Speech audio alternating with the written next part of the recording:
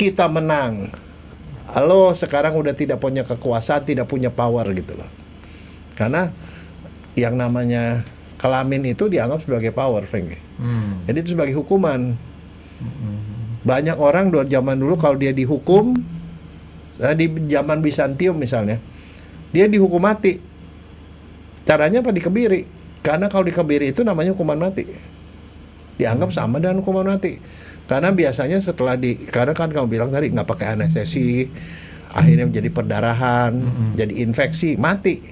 Biasanya yang mati itu adalah kalau dia testisnya dibuang, bijinya dibuang, penisnya ikut dibuang, itu mati pasti. Tapi kalau kata Kaisar yang bilang, lo dihukum bijinya doang yang dibuang, itu bukan hukuman mati, Franky. Karena biasanya tidak mati.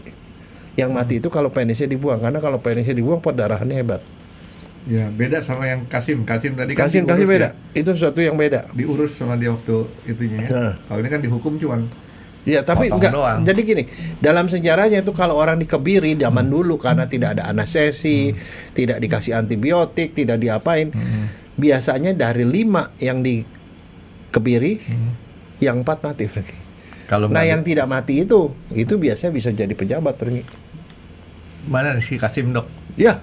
Kalau si yang di penjara atau dihukum? Ya mati lah, biasanya mati dari 5 mati semuanya.